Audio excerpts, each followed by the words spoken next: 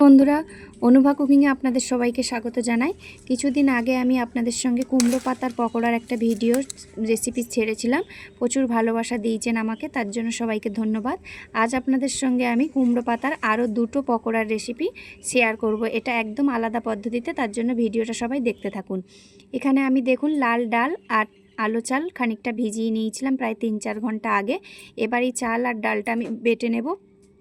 তার জন্য এতে দিয়েছি 2-3টে কাঁচা লঙ্কা, একটা গোটা পেঁয়াজ আর 3-4 কোয়া রসুন। ঝালটা কিন্তু আপনারা পরিমাণ মতো দেবেন, চাইলে আপনারা কাঁচা লঙ্কাটা একটু বেশি দিতে পারেন।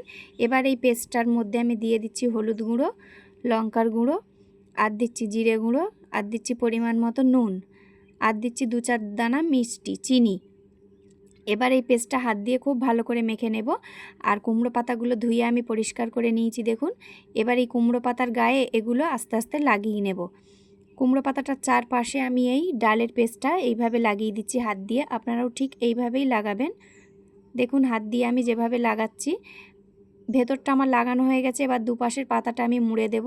এবার ওই পাতার উপরে আবারও ডালের পেস্টটা মাখিয়ে দিচ্ছি। এইভাবে কুমড়ো পাতার পুরটা আমি ভালো করে লাগিয়ে নেব আর রেডি করে নেব। দেখুন একটা আমার রেডি করা হয়ে গেছে। ঠিক এইভাবে প্রত্যেকটা পাতা আমি রেডি করে নেব। এবার কড়ার মধ্যে দিয়ে দিয়েছি সাদা তেল। তেলটা খুব ভালো করে গরম করে নিতে হবে। এবার একে একে কুমড়ো পাতার বড়াগুলো আমি ছেড়ে দিচ্ছি। দেখুন এবার এপিট ওপিট আস্তে আস্তে খুন্তির সাহায্যে উল্টে কড়া কড়া করে ভেজে নেব। একদম লাল লাল করে ভাজতে হবে, তাহলেই মচমচে হবে। যে ডালের পেস্টটা ছিল সেটা আবার আলাদা পকোড়া আমি তৈরি করব। তার জন্য খানিকটা কুমড়ো পাতা কুচিয়ে নিয়েছি দেখুন, আর দিয়ে দিয়েছি খানিকটা কুচি করে রাখা পেঁয়াজ। এগুলো ডালের সঙ্গে ভালো করে মেখে এবার আমি পেঁয়াজির আকারে তেলের মধ্যে দিয়ে দিচ্ছি গোল গোল করে। দেখুন আগে বানিয়েছি কুমড়ো পাতা, গোটা গোটা কুমড়ো পাতা, আর এটা হচ্ছে কুচি করে রাখা কুমড়ো পাতা। দুটোই খেতে কিন্তু খুবই সুন্দর হয়। এগুলো আপনারা গরম গরম চপগুলো গরম গরম মুড়ির সঙ্গে বা পাতলা মুসুর ডালের সঙ্গে গরম গরম ভাতের সঙ্গে খেতে পারেন, বা সস দিয়েও খেতে পারেন। দেখুন পকোড়াগুলো আমার খুব ভালো করে এবার ভাজা হয়ে গেছে।